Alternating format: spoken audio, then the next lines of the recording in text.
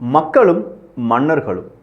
நீரோ மன்னன் ஸ்டாலின், நீரோ மன்னன் உதயநிதி ஸ்டாலின் இப்படின்னு சொல்கிற ஹேஷ்டேக் இன்றைக்கி ட்விட்டரில் ரொம்ப பெரிய அளவில் வைரல்.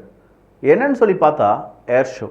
21 வருடங்களுக்கு பிறகு சென்னையில் மெரினாவில் ஏர் ஷோ நடக்க போகுது. இதற்கான தடபுடலான அறிவிப்புகள் வெளியாகின. மிகப்பெரிய அளவில் மக்கள் கூடுவாங்க, பெஸ்ட் ஏர் ஷோவாக இருக்க போகுது. இது எல்லாம் நமக்கு தெரிஞ்ச மாதிரியே அரசாங்கத்துக்கும் தெரிஞ்சிருக்கும். ஆனால் இன்னைக்கு அந்த ஏர் ஷோயை கழுவி ஊற்றாத மனிதர்கள் கிடையாது. ஏர் ஷோ நல்லா இருந்துச்சு சார், ஆனால் இன்ஃப்ராஸ்ட்ரக்சர், அதுக்கான முன்னேற்பாடுகள், தண்ணீர் வசதி எதுவுமே இல்லை சார், என்ன சார் இப்படி செஞ்சிட்டீங்க அப்படிங்கிற கேள்வி இருக்குது. இங்கே நிறைய ஊடகங்கள் இதை திசை திருப்புவதற்காக உடல்நலம் அப்படின்னு சொல்கிற அந்த செய்தி தான் வெளியில் விடுறாங்களே தவிர, இந்த உடல்நலம் பாதிப்படைந்ததற்கான காரணம் என்ன, தண்ணி பாட்டில் கூட அங்கே கொடுக்க முடியாத ஒரு சூழ்நிலையை ஏற்படுத்தியது யார் அப்படிங்கிற அரசாங்கத்தினுடைய நிர்வாகத்தினுடைய அந்த சீர்கேட்டை சொல்ல மறுக்கிறார்கள், சொல்ல மாட்டாங்க. அவ்வளோதான், அதுதான் உண்மை. அவங்கள பொறுத்த வரைக்கும் முதலாளிகளுக்கு எந்த விதமான டேமேஜும் வந்துடக்கூடாது பாருங்கள். மக்கள் இது ஈஸியாக மறந்துடுவாங்க. நாளைக்கு இந்த ஏர் ஷோ விட்டுட்டு இன்னொரு வேறு ஏதாவது போட்டு ஒரு ஃப்ரீயாக ஒரு 1000 ரூபாயும் கொடுத்துட்டோம்னா ஓட்டும் கிடச்சிரும், மானியமும் கிடச்சிரும், மரியாதையும் கிடச்சிரும். ஆனால் மக்களுக்கு போன உயிர் போனது தான். துப்பாக்கிச்சூடு நடந்துச்சு பார்த்தீங்களா, எங்கள் ஸ்டெர்லைட்டு துப்பாக்கிச்சூடு. அது ஒரு துப்பாக்கிச்சூடாக இருந்துச்சுன்னா இதுவும் நெக்லன்ஸ் தான். அது ஒரு துப்பாக்கிச்சூடு அரசினுடைய கவனத்துடன் அது நடந்துச்சுன்னா இது அரசினுடைய கவனக்குறைவால் நடந்த மரணங்கள் அப்படின்னு சொல்லலாம். மரண ஓலங்கள் என்ன நடந்தது அப்படிங்கிறத நான் இங்கே சொல்ல போகிறது கிடையாது, நீங்களே பார்க்க போகிறீங்க. இது தமிழ் பக்ஷம் வழங்கும் ஆழமான அரசியல் சதுரங்கம்.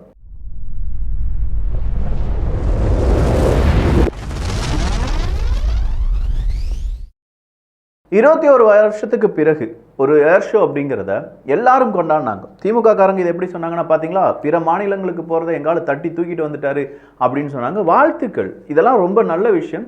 ஒன்று, இது திராவிடத்துக்கு எதிரான ஒரு விஷயமும் கூட. ஏன் இதை உள்ள அனுமதிச்சிங்க அப்படிங்கிறது தெரியலை. ஏன்னா திராவிடத்துக்கும் நாட்டுப்பற்றுக்கும் ஆகவே ஆகாது. இந்த ஏர் ஷோலாம் நடந்துச்சுன்னா கண்டிப்பாக ஒவ்வொரு மாணவனும், அதை பார்க்கக்கூடிய ஒவ்வொரு குழந்தைகளும் நாட்டுப்பற்றுனா என்னன்னு தெரிஞ்சுக்கிடுவாங்க, இராணுவம்னா என்னன்னு தெரிஞ்சுக்கிடுவாங்க. அவங்களுடைய வீர தீர சாகசங்கள், அவங்க கஷ்டப்படுறது, அவங்க எப்படியெல்லாம் ரொம்ப பெரிய அளவில் மெஸ்மரைஸ் பண்ணுறாங்க அப்படிங்கிற எல்லா விஷயத்தையும் புரிஞ்சுக்கிடுவாங்க. இப்படி ஒரு 4 ஷோ நடத்துனீங்கன்னா தமிழ்நாட்டில் நிறைய இராணுவ வீரர்கள் உருவாகுவார்கள், நிறைய தேசப்பற்று நிறைந்த மனிதர்கள் உருவாகுவார்கள், தேசத்தை நினைக்கக்கூடிய மனிதர்கள் உருவாகுவார்கள். கண்டிப்பாக அது திராவிடத்துக்கு மிகப்பெரிய பிரச்சனை. ஸோ சார், இனி இந்த மாதிரி ரிஸ்க்லாம் எடுக்காதீங்க. சோஃபார் நீங்கள் திராவிடம் அப்படின்னு சொல்கிறதுலே இருந்துக்கிட்டிங்கன்னா இந்த ஏர் ஷோலாம் இனிமேல் உங்களுக்கு தேவையே இல்லை அப்படின்னு சொல்கிற கருத்துக்களை பல இடங்களிலும் பார்க்க முடியுது. சரி, திமுக காரங்க அது மார்தட்டி சொல்லட்டும், எங்கள் தலைவர் தூக்கிட்டு வந்துட்டார். நீ விஜய் அவர்களுடைய மாநாடு நடக்குது, ஒரு 23 கேள்விகள். எங்கே வச்சு மாநாடு நடக்க போகுது, எப்படி நடக்க போகுது, பாத்ரூம் வசதி இருக்கா, 8 கிணறு இருக்குல்ல, என்ன செய்ய போகிறீங்க, இது 40 ஏக்கர் அப்படிங்கிற நிலப்பரப்பை தான் காணிச்சிருக்கீங்க, 183 ஏக்கர் பார்க்கிங்க்கு மட்டும் வேணும், அதுக்கு ஏதாவது நிலத்தை கொண்டு வாங்க இப்படின்னு சொல்கிற ஒரு மாநாடு, ஒரு அரசியல் மாநாடு நடக்க போகுது. அதற்கு 23 கேள்விகளையும் கேட்டு அந்த மாநாட்டை நடக்க விடாமல் பல இடங்களை திருப்பி ஒட்டு மொத்தமாக அப்படி ஒரு மாநாடு நடக்க போகுதுங்கிற அறிவிப்பு வந்தது. இதை நான் தப்பே சொல்லலை. ஒரு மாநாடு நடக்கிறதுக்கு முன்னாடி ஈவன் அரசியல் சதுரங்கத்தை கூட நம்ம சொல்லியிருக்கோம், காவல்துறைக்கு இது ஒரு பெரிய பிரச்சனையாக மாறும். ஏன்னா ரசிகர்கள், லட்சம் ரசிகர்கள் வருவாங்க விஜய் அவர்களை பார்ப்பதற்கு. அப்படி இருக்கும்போது அந்த மாநாட்டில் சின்ன ஒரு சொதப்பல் வந்தால் கூட அது காவல்துறையை தான் போய் இது நிர்வாக சீர்கேடு அப்படி தானே சொல்லுவோம். அதே நேரத்தில் இங்கே நடக்கக்கூடிய விஷயத்தை பாருங்கள். ஃப்ளைட், சாதாரண ஃப்ளைட்டை பார்ப்பதே வெகுஜனங்களுக்கு ஏதோ ஒரு பிரம்மாண்டத்தை பார்க்கறது தான். ஃபைட்டர் ஜெட்டு, ரஃபேல் வருது, இந்த மாதிரி விமானங்கள் வருது, பாராஷூட் பறக்க போகுது அப்படின்னு சொல்லும்போது வாவ், குழந்தைகளுக்கு சொல்லவே வேணாம். அவங்க வாழ்நாளில் ஒரு நாள் கிடைக்கக்கூடிய ஒரு சந்தோஷம், ஒரு எக்ஸ்பீரியன்ஸ், மிக முக்கியமான நிகழ்வு. அதுவும் சாதாரண நிகழ்வு கிடையாது, அது லைஃப் டைம் அவங்க மனசில் இருக்கும். இவ்வளோ பெரிய விஷயம், இவ்வளோ ஃபைட்டர் ஜெட்டை நம்மளால் பார்க்க முடியுது, இராணுவத்தினுடைய ஒத்திகையை நம்மளால் பார்க்க முடியுது அப்படிங்கிறது எல்லோருடைய வாழ்க்கையில் ஒரு ட்ரீம். அந்த ட்ரீம் ஒரு தடவை தான் நடக்கும். அந்த ஒரு தடவை தான் அந்த அந்த பூரிப்பு அப்படிங்கிறது வரும். அதற்காக எத்தனை மனிதர்கள் தயார் எடுத்திருப்பாங்க அப்படின்னா, நார்மலாக செய்தி ஊடகங்களே சொல்கிறாங்க, லட்சக்கணக்கான மனிதர்கள் கூட போகிறார்கள். மெரினா கடற்கரை முழுவதுமாக இங்கே மனித தலைகள் மட்டும்தான் இருக்கும், பிரம்மாண்டமான ஏற்பாடுகள் செய்யப்பட்டு விட்டன, அப்படி இப்படின்னு சொல்லி அளந்து விட்டாங்க. ஒவ்வொரு மீடியாவும் வேற லெவலில் இதுக்கு மார்க்கெட் பண்ணாங்க. நம்பி வந்தாங்க மக்கள். 1 இல்லை 2 இல்லை 10 லட்சம் கிட்ட மனிதர்கள் வந்திருப்பாங்க அப்படின்னு சொல்லப்படுகிறது. எக்ஸாக்டாக எவ்வளோன்னு தெரியலை. இந்த மனிதர்கள் வர்றதுக்கு போதுமான அளவுக்கு மெட்ரோ ட்ரெயின் இருந்ததா அப்படின்னு கேட்டா அதிக அளவு மெட்ரோ ட்ரெயின் அப்படிங்கிறது இல்ல. இருந்தாலும் அதுல நிறைய கூட்டமா இருக்கு. வேளச்சேரியிலிருந்து ஒரு ட்ரெயின் கிளம்புதுன்னா அடுத்தடுத்த ஸ்டேஷன்ல நிக்கிறவங்க ஏற முடியாம தவிக்கிறார்கள் அப்படின்னு சொல்ற ஒரு கருத்து காலையில இருந்தே வந்தது.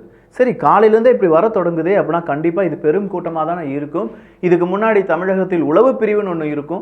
அந்த உளவு பிரிவை சார்ந்தவர்கள், சார் 4 லட்சம் இல்லை சார், 5 லட்சத்துக்கு 10 லட்சத்துக்கு மேலே வந்துடுவாங்க சார், நல்லபடியாக இன்ஃப்ராஸ்ட்ரக்சரை பார்க்கணும் சார், அவங்க வர்றது போகிறது எந்த விதத்திலும் கூட்ட நெரிசல் எதுவும் வந்துடக்கூடாது சார், நமக்கு தப்பான பேர் வந்துடும் சார் அப்படின்னு சொல்லி அந்த உளவுத்துறை அதுக்கு ஒன்று ரிப்போர்ட்டை கொடுத்துருப்பாங்க. அப்போ ஒரு மாநாடு நடக்கிறதுக்கே இவ்வளோ கேள்விகள் கேட்ட நீங்கள் ஒரு ஏர் ஷோ நடக்குதுங்க. அந்த ஏர் ஷோவில் அவங்க இங்கே சவுக்கு சங்கர் சொல்கிறாரு, இந்த மன்னர்களை காப்பாற்றுவதற்கு தான் அரசு இயந்திரம் இயங்குகிறதே தவிர மக்களை காப்பாற்றுவதற்கு கிடையாது அப்படின்னு சொல்லி மன்னர்களுடைய புகைப்படம் போட்டிருக்காங்க. மன்னர்னா யார்? ஸ்டாலின் அவர்கள், உதயநிதி ஸ்டாலின் அவர்கள், துர்கா ஸ்டாலின் அவர்கள் அப்படின்னு சொல்லி அவங்களுடைய புகைப்படம். அவங்க ஏசியில் வந்து உட்காந்து ஜகஜகன் பார்த்துக்கிட்டு இருக்க, இங்கே மக்கள் எல்லாரும் குடைப்பிடிச்சு பார்த்துட்டு இருக்காங்க. அதெல்லாம் ஓகே, ஏர் ஷோ குடைப்பிடிச்சு தான் பார்க்க முடியும். ஆனால் டாய்லெட் ஃபெசிலிட்டி இல்லை, தண்ணி எங்கேயுமே கிடைக்கல அப்படின்னு சொல்கிறது. குடிக்கிறதுக்கான பேசிக் நீடு, நம்ம ஊர் வெப்பநிலை நமக்கு தெரியும். அப்படி இருக்கும்போது தண்ணீர் கூட கொடுக்க முடியாத ஒரு இன்ஃப்ராஸ்ட்ரக்சரை வச்சு அதில் ஏர் ஷோ நடத்துறீங்கன்னா அதுக்கான தேவை என்ன அப்படின்னு சொல்லி நிறைய பேர் கேட்குறாங்க. ஏகப்பட்ட பேர் இந்த கம்ப்ளைண்ட்டை கொடுக்குறாங்க. சின்ன பிள்ளைகள் சொல்லிட்டு போகுது, சார் எந்த விதமான இதுவும் கிடையாது, லேடிஸ் கம்பார்ட்மெண்ட்டுங்கிறாங்க, அடித்து துவம்சம் பண்ணியிருக்காங்க, அடுத்த முறை இதே மாதிரி ஒன்று நடத்துறீங்கன்னா கொஞ்சம் யோசிச்சு நடத்துங்க அப்படின்னு சொல்லி செருப்பால் அறையிற மாதிரி கேள்விகள் கேட்குறாங்க. அடுத்த நேராக ஜெயக்குமார் அவர்கள், எதிர்கட்சி தலைவர்கள் எல்லோரும், நீரோ மன்னன், ஸ்டாலின் அவர்கள், பாருங்க ஊரே பத்தி எரியுது, இவங்க சர்வசாதாரணமாக வந்துட்டு போயிட்டாங்க. ஒரு ஃபார்முலா 4 ரேஸ் நடத்துறதுக்கு, நல்லா கவனிச்சுக்கு, ஜெயக்குமார் அவர்கள் சொன்னதில் ஒரு முக்கியமான ஒரு ஈவெண்ட்டுங்க. ஃபார்முலா 4 ரேஸ் நடத்தப்படுவதற்கு 15 நாட்களாக 10 டிபார்ட்மெண்ட் பகலாக உழைச்சாங்களாம். ஸோ இந்த ஃபார்முலா 4 பந்தயத்து காரை விட இது எவ்வளோ பெரிய முக்கியமானது. நாட்டுப்பற்று, எல்லா மனிதர்களுடைய ட்ரீம். குட்டி குழந்தைகளை தூக்கிட்டு வருவாங்க, 4 கிலோமீட்டர் நடந்து வந்திருக்காங்க சார். 4லேருந்து 6 கிலோமீட்டர் பார்க்கிங் எங்கேயோ வச்சுக்கிட்டு அங்கேருந்து 6 கிலோமீட்டர் அந்த வெயிலில் நடந்து ஏர் ஷோ பார்க்குறதுக்கு வந்து அந்த குழந்தைகளை தோளில் சுமந்து மார்பில் சுமந்து வர்றவங்க மறுபடி போக முடியாமல் அந்த இடத்துல கூட்ட நெரிசல் ஆகி தண்ணி கிடைக்காம, சாப்பாடு கிடைக்காம, டாய்லெட் போக முடியாமல் அப்படியே மயங்கி மயங்கி மயங்கி விழுந்திருக்காங்க. 90 பேர் ட்ரீட்மெண்ட், 200க்கும் அதிகமான நபர்கள் மயங்கி விழுந்திருக்காங்க அப்படின்னு சொல்கிறாங்க. ஒவ்வொருத்தவங்களும் ஒரு சொட்டு தண்ணீராவது கிடைக்குமா அப்படின்னு சொல்லி கண்ணை சில கிட்டலாம் நின்னும் அப்படின்னு சொல்கிற அந்த அழுகுரல், அந்த பதிவு, இதெல்லாம் பார்க்கும்போது சார் நல்லா இருங்க சார் அப்படிங்கிற மாதிரி இருக்குது. இதெல்லாம் மக்கள் ஈஸியாக மறந்துடுவாங்கல்ல. ஏய் என்னையா இது, வேறு எதுவுமே இல்லைங்க. என் மனசில் இருக்கக்கூடிய கேள்வி இவ்வளோதான். ஒரு மாநாட்டுக்கு நீங்கள் இவ்வளோ பெரிய சர்ச்சைகள், சண்டைகள் உருவாக்குகிறீர்களே, இவ்வளோ பெரிய ஒரு ஷோ நடக்குது, இதற்கு ஏன் இவ்வளோ கேள்விகள் நீங்கள் கேட்காம விட்டுட்டீங்க? அங்கே வர்றவங்களுக்கு எப்படி உட்காருவாங்க, இல்லாட்டி அவங்க சாப்பிட்றதுக்கான வசதிகள், தண்ணீருக்கான வசதி, இதெல்லாம் நம்ம செஞ்சு கொடுக்கணுமா வேண்டாமா? இதை ஏன் அரசாங்கம் சரியாக கவனிக்கலை? இல்லை கவனிக்கவே கூடாது, இதே மாதிரி இனிமேல் ஏர் ஷோ நடக்கவே கூடாதுன்னு நினச்சிட்டாங்களா? நான் முதலே சொன்ன மாதிரி தேசப்பற்றி உயர்ந்து விடும் அப்படிங்கிற பயம் வந்துருமா? இல்லை உண்மையிலேயே சூப்பரான ஏர் ஷோவாக இருந்துச்சு அப்படின்னு சொல்கிறாங்க. இதுவரையிலும் உலகத்திலேயே அதிகமான இராணுவத்தை கண்டுகளித்த மக்களுடைய கூட்டம் இதுதான், பெரும் கூட்டம் அப்படின்னு சொல்கிறாங்க. எல்லா இடங்களிலும் சின்னதாக ஒரு மிஸ்டேக் நடக்கிறதுக்கு தான் எல்லாரும் காத்துட்ருக்காங்க. அதே தான் சார் இப்போ நியூஸ்னால் என்ன, ஒரு பஸ்ஸு திருப்பூர்லேருந்து கம்பம் வர போகிற பஸ்ஸுன்னு வச்சுக்கோங்களேன், அது எப்போவுமே போயிட்டே இருக்கும், போகிறதெல்லாம் நியூஸில் வரவே வராது. ஒரு நாள் அந்த திருப்பூர்லேருந்து கம்பம் வர பஸ்ஸு எங்கேயாவது ஆக்சிடென்ட் ஆகி விழுந்தால் மட்டும்தான் நியூஸ். எங்கேயாவது ஒரு இடத்துல நெகட்டிவ் நடந்தால் மட்டும்தான் அது விமர்சனமாக வரும். நல்லபடியாக போச்சுன்னா ஓகே சூப்பராக இருந்துச்சு ஏர் ஷோ, எல்லோரும் கை தட்டிட்டு போயிட்டே இருந்திருப்பாங்க. ஆனால் இங்கே இருக்கக்கூடிய கவனக்குறைவு நிச்சயமாக இது நிர்வாகத்திறன், அந்த நிர்வாகம் அப்படின்னா என்னன்னு கேட்குற அளவுக்கு இருக்கக்கூடிய ஒரு திறன் நிறைந்த நிர்வாகத்தை இதுக்குள்ளே வச்சுருக்காங்க அப்படிங்கிறது தான். அப்போ இதை பற்றி யோசிக்காத, இதை பற்றி சிந்திக்காத, வெறும் ஒரு அரசியல் எதிரிகள் மட்டும் வந்துடக்கூடாது, அரசியலில் மட்டும் புதுசாக ஒருத்தன் மாநாடு நடத்திடக்கூடாது, அரசியல் மாநாட்டில் இவ்வளோ ப்ராப்ளம் இருக்குது அப்படின்னு சொல்லி யோசித்த நம்முடைய அரசியல்வாதிகள், அரசு அதிகாரிகள் ஏன் இவ்வளோ துச்சமாக மதித்து விட்டார்கள்? இந்த ஈவெண்ட்டுக்கு நான் போனேன் விக்கி, வேறு லெவலில் இருந்துச்சு. ஆனால் இந்த மாதிரியான எக்ஸ்பீரியன்ஸ் எனக்கு கிடைச்சதே கிடையாது. இன்னும் வாழ்க்கையில் நான் இப்படி போயிட மாட்டேன். ஏர் ஷோ பார்க்க போனோம், நாங்கள் ரயில் ஷோ பார்த்துட்டு வந்தோம் அப்படின்னு சொல்கிறாங்க. ரயில் ஷோனா ஏறுறதுக்கு இறங்குறதுக்கு ரயில் ஃபுல்லாக இருக்குது, அதுக்குள்ளே எப்படி ஏறுறது இறங்குறதுனே தெரியாமல் இருந்தாங்க. மயங்கி மயங்கி விழக்கூடிய நபர்களை ஆம்புலன்ஸ்லையும் கொண்டு போக முடியலை.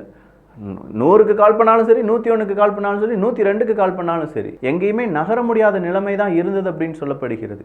இந்த மாதிரியான ஒரு நிர்வாக சீர்கேடு அப்படிங்கிறது வந்ததே இல்லை அப்படிங்கிற இந்த கருத்தை நீங்கள் எப்படி பார்க்குறீங்க? இதெல்லாம் விக்கி, இதெல்லாம் சர்வசாதாரணம் அப்படின்னு சொல்லிட்டு தயவு செஞ்சு போயிடாதீங்க ஐயா. இப்படி ஒரு ஈவெண்ட் நடக்கும்போது இதெல்லாம் நடக்கத்தான் செய்யும் அப்படின்னு சொல்லிட்டு மட்டும் போயிடாதீங்க. இது ஒரு ஈவெண்ட், இது ஒரு முக்கியமான ஈவெண்ட். 21 வருஷத்துக்கு பிறகு அப்படின்னு சொல்லும்போது இதனுடைய முக்கியத்துவத்தை உணரக்கூடிய அரசு அதிகாரிகள் இல்லாமல் போனது ஏன் அப்படிங்கிறதா முதல் கேள்வி. அப்படி உணர்ந்திருந்தாங்க அப்படின்னா அத்தனை நபர்களுக்கும் தேவையான உதவிகளை எப்படியெல்லாம் அவங்க சிந்திச்சிருக்கணும். ஃபார்முலா 4க்கு 15 நாட்கள் 10 டிபார்ட்மெண்ட் அப்படின்னு சொல்லி ஜெயக்குமார் அவர்கள் சொல்ற மாதிரி அவங்க உழைச்சிருந்தாங்கன்னா இந்த ஏர் ஷோவுக்கு எத்தனை மாதங்கள் அவங்க உழைப்பை போட்டிருக்க வேண்டும், எவ்வளவு அழகா இதை நடத்தியிருக்க வேண்டும், எவ்வளவு முன்னுதாரணமாக இருந்திருக்க வேண்டும், எவ்வளவு விஷயங்களை இங்கே செஞ்சிருக்கணும். இதெல்லாம் விட்டுட்டு கடைசியாக ஒவ்வொரு மனிதர்களும் மெட்ரோ ரயிலுக்கு அந்த பாலம் வழியாக ஏறி இறங்கி போயிட்டு இருக்காங்க.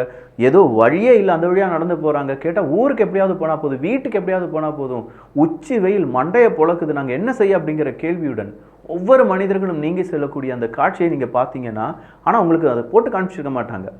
பெரிய பெரிய மீடியாக்கள் தயவு செஞ்சு அதை போட்டே காமிச்சிருக்க மாட்டாங்க. ஏர் ஷோ நடந்துச்சு, எல்லாரும் மக்கள் சூப்பராக இருந்தாங்க, கொஞ்சம் பேருக்கு உடல்நல குறைவு வந்து விட்டு அவங்க இறந்துட்டாங்க, அவ்வளோதான், வேறு எதுவுமே நடக்கலை.